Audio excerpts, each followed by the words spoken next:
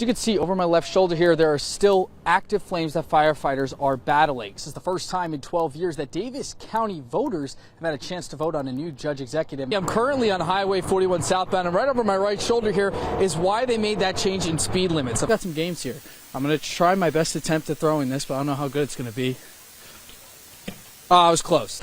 I mean, if these folks wanted to come out of their house and enjoy a free ice skating rink, I'm telling you, like, no traction whatsoever. Those lights back there, there's a home there, and the 4 people that live inside of it were caught by surprise when they found themselves inside of a 30-second nightmare. A helicopter across the street from us at Clark Field had just touched down a little bit ago, about 5 minutes ago, maybe no less than that. If you're like me and you may not know exactly what the kids like these days, you can always find that out on this nice little ornament right here. Now, in the canned vegetable aisle, you can find these signs from the Salvation Army that show the War on Hunger items. So I imagine that once they are done compiling all those images and information, they'll be able to clear up the southbound lane.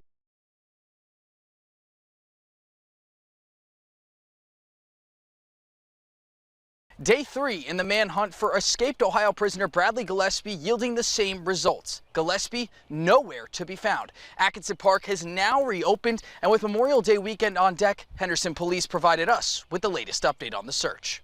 50-year-old Bradley Gillespie evading law enforcement since Tuesday after escaping from a prison in Lima, Ohio. At 12:45, it was determined Bradley Gillespie could not be located. A crash Wednesday morning in Henderson left his accomplice, James Lee, caught. 3 days into a manhunt, police are still wondering where Gillespie could be. We know exactly who we're after, and we want the public to help us. Searching by land? We have searched numerous buildings. By water? Structures, abandoned houses, anything of that nature. Piecing together tips in hope of finding the fugitive. We've been out there hitting it, and we're going to continue to hit it. Gillespie's daughter desperate for her father to turn himself in. I want you in my life. I want you at my wedding. I don't want anything bad to happen. So if you could please just turn yourself in before anybody gets hurt. Henderson Police Chief Sean McKinney estimates over 1,600 man-hours and over 40 different agencies have come together to attempt to locate Gillespie. They have gone above and beyond and exhausted every means at their disposal. Newly released surveillance video shows the pair at a Home Depot on Evansville's west side. Gillespie appears to be limping in the video, 6 hours before the crash across the river in Henderson. McKinney says the limp adds to the description of Gillespie is 6 feet tall, 200 pounds, and balding.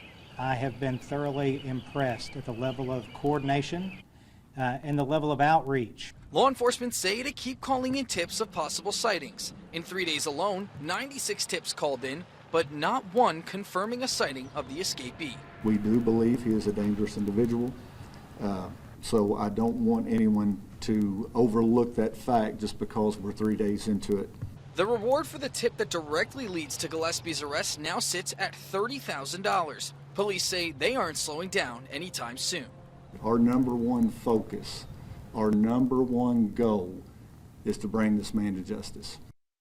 Chief McKinney and Mayor Staten both agreed that they want people to have fun this Memorial Day weekend, but that doesn't mean that you can't also remain vigilant. Lock your doors, lock your cars, and if you see anything suspicious, contact police.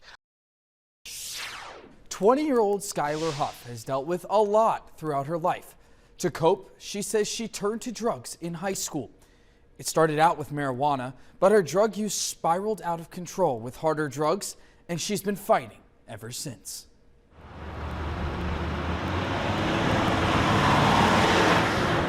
I just went straight to the worst of the worst. And I actually didn't even know that I was addicted. Skylar Huff grew up in Morganfield, Kentucky, a small town, and Skylar had big dreams. I wanted to be a flight attendant. At a young age, surrounded by situations that brought pain, not joy. I surrounded myself in areas and with people that I was, miserable in. She grew fond of depressants like Xanax and Percocet.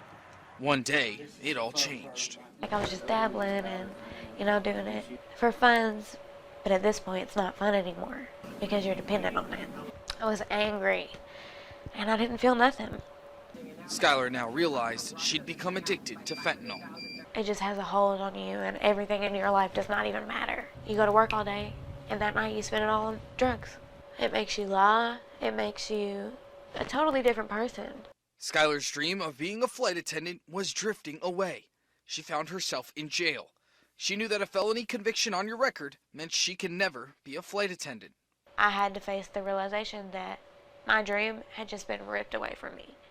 Each time she'd get sober, You tell yourself, I won't never do that again. I never want to feel that pain again. it'd only be a matter of hours before she'd use again. It makes you miserable, but you're dependent on it, and you know that you're going to be hurting. So it's just a constant loop, over and over and over. The moments that I wasn't feeling, it didn't take away, because whenever I got sober, I felt everything. Up until this past December, when she would be forced into rehab after failing drug tests in drug court. I was more scared of going to treatment than I ever was of going to jail. It was a 6-week fight then. It's a lifelong fight now.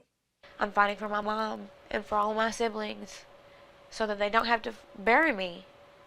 So that, one day they don't walk up in my room and find me OD'd. I feel like I've just been fighting my whole life. I've just been in survival mode. Over a year after becoming an addict, Skylar is finding the road to recovery. My brain will never be what it was before I started using. I promise you, even if you feel alone, even if you feel like nobody cares, there's somebody that cares. There's somebody that will be crushed and devastated if you don't make it. It's not worth your life. It's not worth anybody's life. Well, as of March, Skylar is 3 months clean, but says it will be a lifelong struggle. Now, if you or someone you know is facing addiction, we'll have information for resources on our website at 14news.com. You have your necklaces, your macaroni necklaces, but no one can ever go wrong with a nice flower arrangement. At Flowers and More on West Franklin Street, it was pretty evident that the Mother's Day mainstay continues to be a hit in tri-state homes.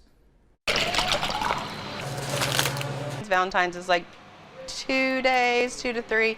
Mother's Day is all week. May holds a big holiday for mothers and also for flower shops. You get your order ready like early April so that they can contact the farms and place their orders.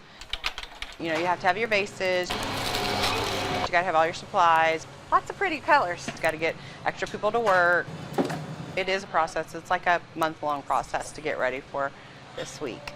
Flowers and More has been in Heidi Grease's family for decades. The Mother's Day rush is nothing new for her, running the show for the past 11 years. Hi, Terry. How's it going? She says Mother's Day orders come in all week long, but there's always the last-minute shoppers. Everybody's like sleeping in, and then they wake up, they're like, oh, yeah. Grease says the online shift has boosted business, especially around the holidays, but she doesn't want online convenience to take away the personal touch of shopping in store. We've been doing this so long and have such a strong base that I feel confident that that won't happen here. As deliveries make their way to homes across the tri-state and last-minute shoppers make their way into the store, Hi, Larry. Grease says the hard work before Mother's Day is worth it to catch up with loyal customers.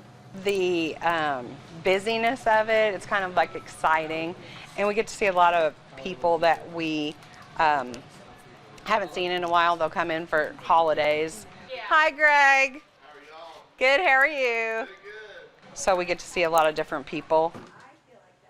Well, Mother's Day isn't just a busy time for Grease. She tells me her employees were in at 7 this morning to start on deliveries. Her store always closes around 1 on Saturdays, a tradition her dad started so that everyone could spend time with their families before the holiday.